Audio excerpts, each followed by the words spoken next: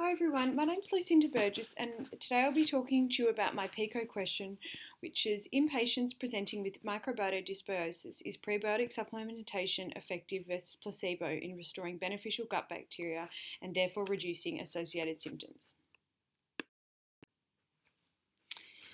To give you a little bit of background about my topic, as we know, microbiota dysbiosis is a term used to describe the imbalance of bacteria inside the human body, such as that of the gastrointestinal tract.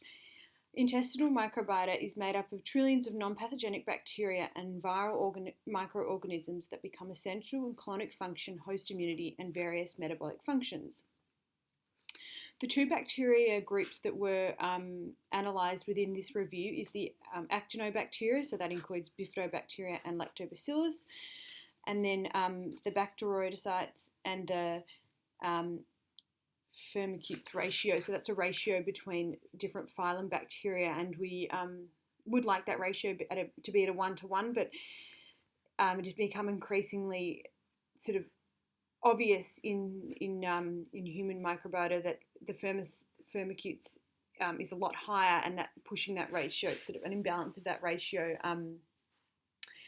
and there's a connection there between sort of inflammation and obesity and constipation with an increase of that Firmicutes bacteria, so trying to get that ratio back at a 1-to-1 level. A prebiotic is a non-digestible food ingredient that through fermentation selectively stimulates the growth of essential non-pathogenic bacteria in the colon, and then modulates composition and metabolic function to improve human health. The purpose of this review was to in fact see if those prebiotic supplementations were effective in feeding the good bacteria of the gut and positively affecting those dysbiosis ratios. This was based on the type of prebiotic given, the formulation, and also the dose.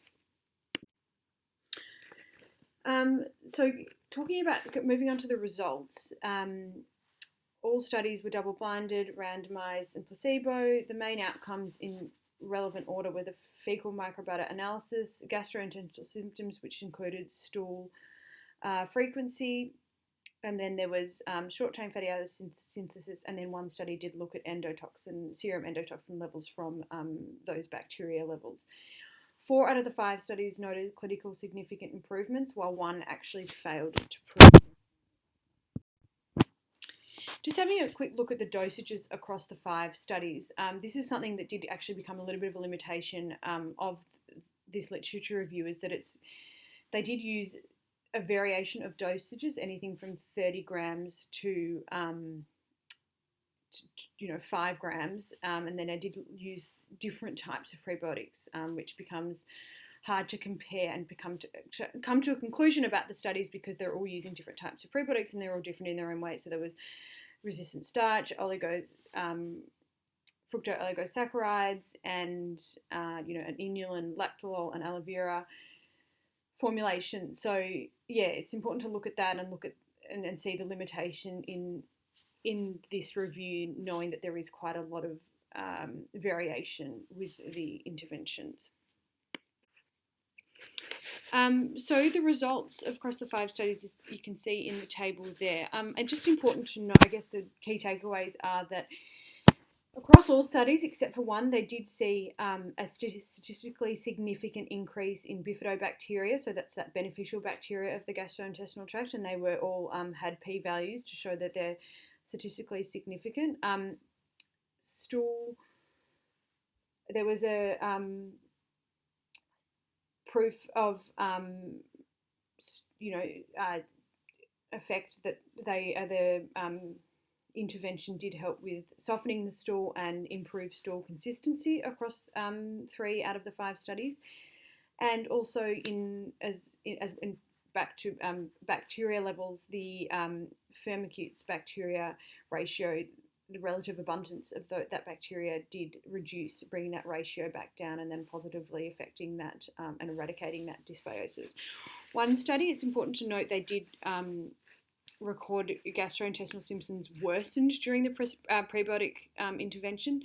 That's likely due to that's that's quite a common side effect of prebiotics, that more flatulence, bloating, and a little bit of pain. That's just from the bacteria being fed within the gastrointestinal tract and creating a little bit of activity. There were very mild symptoms, but it is important to note that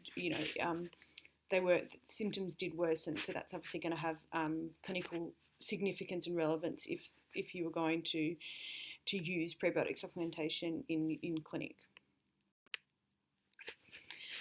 The studies included relatively small sample sizes, so it did mean that the studies could have been a little bit more unreliable, and there was more variability within the studies. The heterogeneity, as I've discussed, of the studies made comparability quite hard, and they were not all undertaken in the same way and not the same experimental protocol, so that in terms of dose, formula, and stuff like that, I will go into that in the next slide. Also, another limitation of the studies was only the prebiotics were used, so therefore an overall conclusion regarding prebiotic supplementation can't really be said, because it was only specific prebiotics, and it's I guess a better way to reword the PICO question is not just prebiotics, but is a specific type of prebiotic effective in eradicating dysbiosis and associated symptoms. None of the studies emitted confidence intervals. However, as I did say, they have included p-values, which did show some statistically significant results, but these p-values were not across all of the outcome measures. So the heterogeneity across the studies, 3 out of the 5 studies did actually look at subgroups within their intervention and control. One was looking at elderly versus middle-aged gut bacteria levels. Another one was looking at different dosages and different combinations of the intervention. And another one also looked at how the diet can also influence gut microbiota responsiveness, so low-fibre diet and then high-fibre diet. So that's also... It creates a lot of variability and heterogeneity across the studies. There was also the duration of the study, so anything from 14 weeks to 2 weeks, and that's also going to create skewed results, because I think gut microbiota and sort of pathological changes doesn't happen overnight, and I think if there was sort of more consistency with duration, and we would have seen more like-for-like results. Something really important to take into consideration when looking at these trials is that there was not an even number of males and females, and as you can see, females were more dominant in the trials, but also the ones that I've highlighted there, those studies didn't actually have an even number of females in the intervention versus placebos, so there would have been some gender-specific differences associated with GIT, gastrointestinal tract symptoms such as bowel size, and women being more prone to constipation, and then hormones. So that wasn't actually taken into consideration, so that would have skewed the results slightly and not given extremely accurate results within that. So that's something quite important to note within the studies. I'm just making a note there of the clinical significance of the study, so that obviously the fecal microbiota, the constipation relief, and the gastrointestinal symptoms, all studies did relate to that and were able to be taken into consideration. To conclude, I would say that strong conclusions regarding the effects of prebiotics on human dysbiosis can't actually be drawn due to the great heterogeneity of the variables and the lack of replications of the trials. I think that being said, the number of trials is limited and further research is warranted. However, that being said, this literature review does provide promising evidence, as we can see by the results and those statistically significant results, that the prebiotic intervention has the ability to positively affect the microbiota and therefore eradicate the dysbiosis. Whether or not that does sort of have a positive effect on symptoms is also something that is yet to be fully discovered and needs sort of further research, and probably include trials that have a longer duration not just 2 weeks or 4 weeks, but more than 3 months, 6 months, and doing fecal microbiota analysis over the course of a longer period of time. Given that there are weaknesses of the studies, this review does show some important results, and that important results were discovered, and that also allows for the possible guidelines for future studies.